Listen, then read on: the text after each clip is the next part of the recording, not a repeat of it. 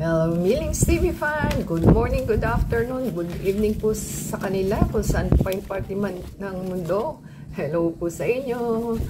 So, tayo po ay busy today. So, unexpectedly din po na may bagyo at kailangan po nating lumabas. So, yan po ang ating ginawa today. So, syempre, pag lumabas ka, expenses pa more. So, hindi po natin may iwasan dahil kahit po nasa bahay po kayo, pagtatamaan po kayo ng sakit, hindi kayo makakaiwas. So, yan po ang ating iiwasan ngayon para hindi po tayo magkasakit. So, tayo po ay pumunta ng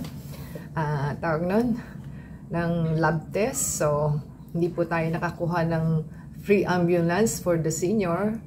And since pumabagyo po, nakafocus daw po sila sa bagyo kaysa sa taong ewan ko na dapat nilang asikasuhin dahil mga priority rin po ang mga senior, mga PWD, ganon. So, yan po ang ating i-share today. So, tayo po ay gumastos ng wala po sa sa ating budget na bulsa. So, yan po ang ating i-share.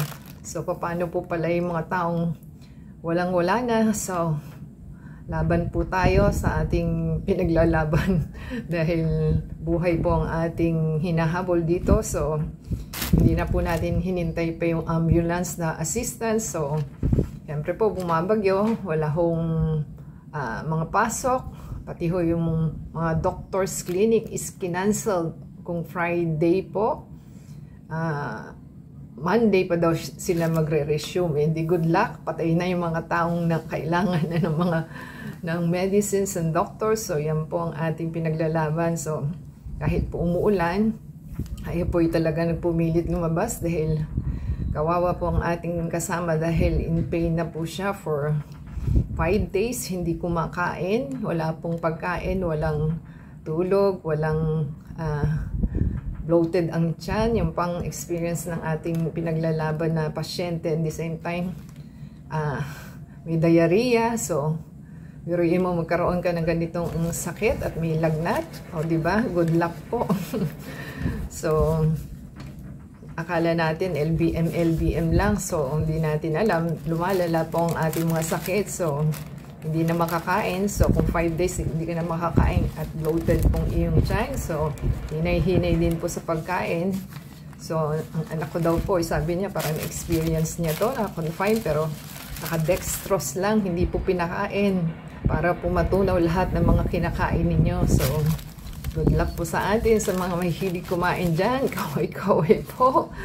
Hinay-hinay din po. So, tayo po ay, at least, meron tayong doktor na sa ating building at napapunta po natin na ating doktor at tayo po ay ni-request ng ating lab test. So may CBC lab test, creatinine, K1, tsaka fecalysis po kasi diarrhea po ito kasi hindi po daw may bibigyan ng antibiotic unless na alam po yung ipiprescribe niya dahil based sa lab test kasi doon po makikita kung ano yung ibibigay na antibiotics. So, yan po ating pinaglalaban para po matapos na po yung paghihirap ng ating kasama sa mga bahay na pag in pain po.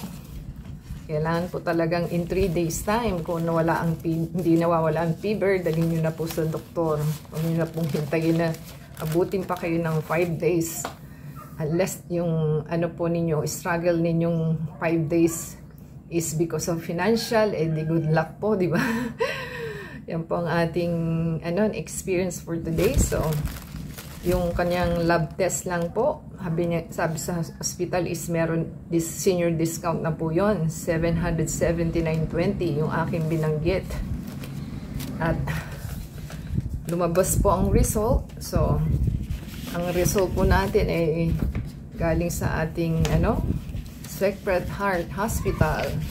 So, 2 to 3 hours bago nakuha since kasi nakapag-take na po siya ng gamot na binigay ng prescribe ng doctor. Parang 3 times po niyang tinake.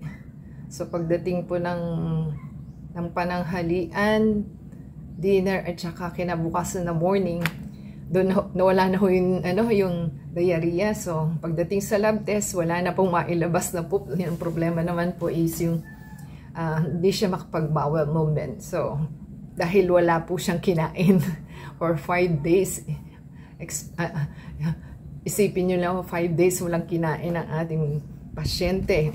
So, okay naman yung kanyang diarrhea at may medication. So, lumabas po yung result ng ating pero hindi po siya napapoop kasi yun po ang ating na-delayed na lab test. So, babalikan pa po natin yung lab test. So, ito na po, pinatigil ng doktor yung kanyang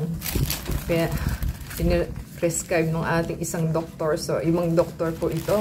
Kasi gastroenterology po ito, internal medicine. So, gumastos po tayo, binigyan tayo ng ating doktor ng vaccine. So, maganda po daw po ito. So, meron tayong magandang chart na ipapalo. Kung meron po kayong chart na ganito,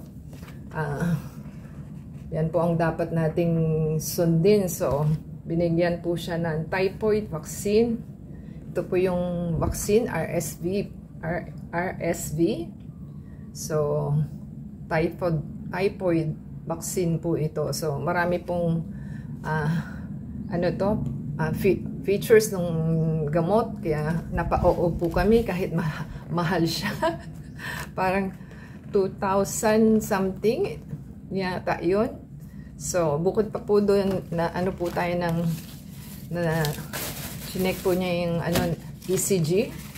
Kasama na po sa ECG yung kanyang resibo. At the same time, binigyan po ng ating kasama ng liquid na oral. So, yung oral po is dalawang klase yung binigay na lang para po maitik mo kasi kakanawin po ito, powder. So, meron daw po itong nirecommend ng ng staff ng drugstore. So, it's either orange ba ito? Orange or banana ang flavor. Apple and flavor. Apple and banana flavor. Yan po yung binigay. So, oral po ito since kasi dehydrated po yung ating pasyente dahil 5 days po ng diarrhea. 4 days lang kasi yung 5 days po nagpa-check up na siya. So, kailangan ubusin po yung binigay na kanyang doctor's prescription ng kanyang gastro para po sa bloated. Kung kayo po ay bloated, ito po yung kanyang binigay. So, may request pa rin po tayo na lab test. Lab test para sa blood po ata ito. At the same time, binigyan siya ng ciprofloxacin. Ito po yun. Ciprofloxacin. Ito po siya.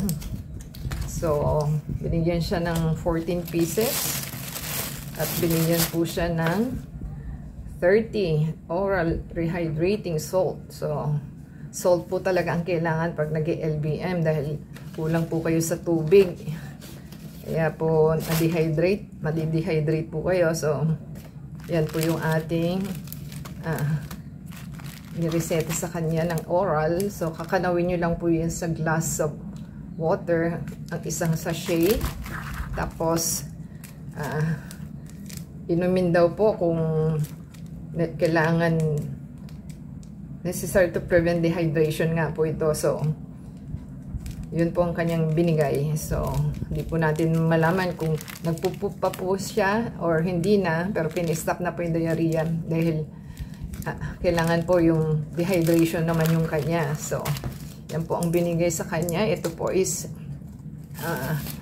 2 times a day, morning and night.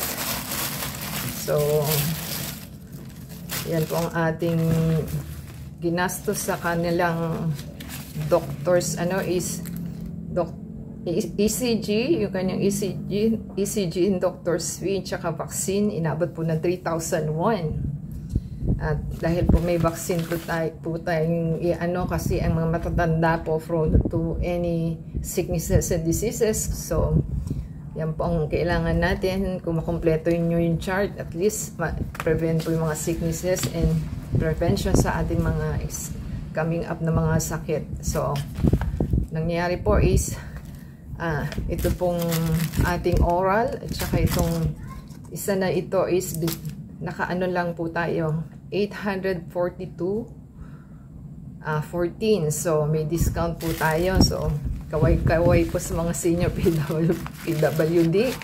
At malaki po ang ating naisisave sa ating medicines. So, ganun po kalaki ang ating medicine na discount. 210.54 po sa drugstore. And hindi naman pinakikita dito yung doctor's lab at saka yung doctor's fee, kung anong discount, para hindi makita sa discount, pero sabi nila discounted na po, di ba? So, may transpo po tayo na 170 kasi hindi po tayo na-assist sa ating ambulance. So, nakafocus daw po sila sa bagyo. Di good luck. Kaya kahit po bumabagyo, pinush po natin yun kasi pinaglalaban natin is life ng isang tao. So, kung ikaw ba naman is 5 days in pain ka na hindi ka kumakain, sakit yan mo, may lagnat ka, diba? Tapos wala kang kain tulog, hindi good luck, mabubuhay ka pa ba? So, yan po ang ating pinaglalaban. So, inabot po tayo sa expenses for today sa ating paglabas ng 4,891.34. O, hindi good luck. Tapos na-experience mo, meron pang couples na matatanda at talagang sumusugal na. Yun na daw yung last money. O, diba? Kawawa po yung mga senior.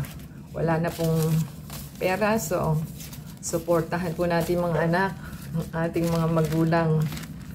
So, yan po ang ating experience na nangyari sa atin for today. So, nagbigay po ng leaflets si Doktor. So, yan po yung kanyang mga leaflets na binigay. So, yung ating tinik na is brand po ng Sanofi. Yung kanyang injection. So, yung injection po is Sanofi brand. So, ito daw po yung kanyang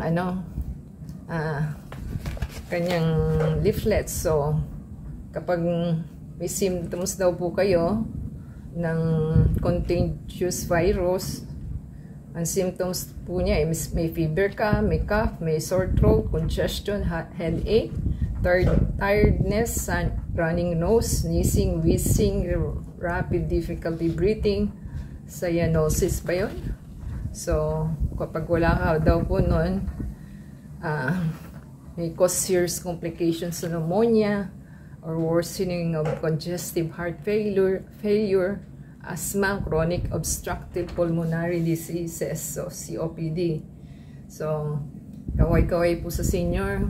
So, kailangan po talagang ipaglaban natin ang ating health. So, yan po ang kanyang binigay na ating doktor. Mukhang magaling po. At ito po yung shingles na one of the, comedian na actress, nagkaroon po ng shingles. So, mape-prevent naman pala. So, meron po ito.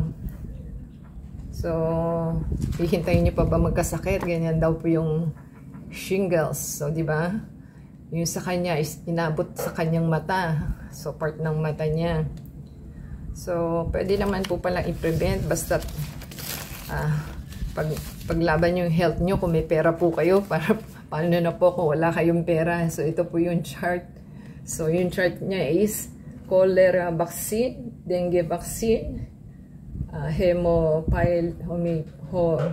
Haemophilus influenza type B vaccine, hepatitis A, Hepa B, may herpes po, may human papillomavirus vaccine, may influenza virus vaccine po, Japanese encephalitis virus vaccine, so may measles na mumps, rubella, MMR vaccine, meningococcal vaccine, pneumococcal vaccine, ang hihira pa, rabies, tetanus, typhoid vaccine. So, yun po ang chart ng nakalagay dito. So, kung ma-provide nyo po ito sa sarili nyo, sa mga magulang ninyo and mga senior na elderly, much better po kasi kung ano-ano na po ang mga sakit na ating matatanggap pagka matanda ka na. So, good luck po sa atin.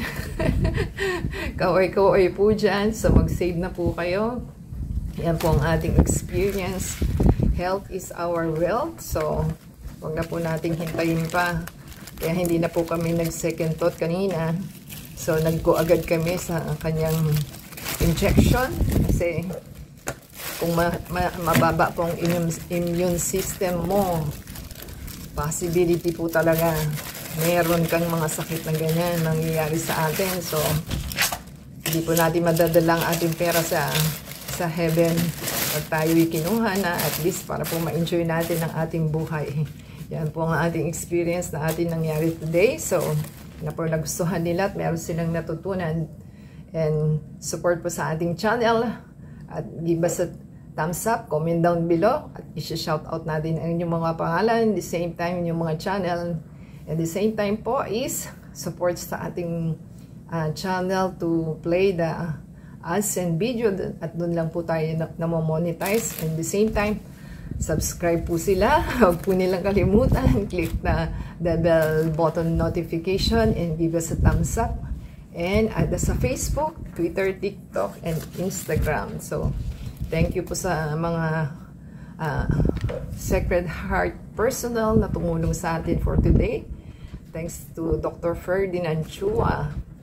Tsaka sa mga lab test crew na tayo tinulungan, pati security guard, pati po yung mga crew na kanilang workers doon. At thank you rin po sa assistant ni Dr. Chua. At na-assist naman po tayo. Yan po ang ating shout out. Until next time po. God bless everyone. Ingat po sila. At ang weather po natin ngayon is critical. So, yan po ang ating nangyari sa ating araw for today. Until next time. God bless everyone.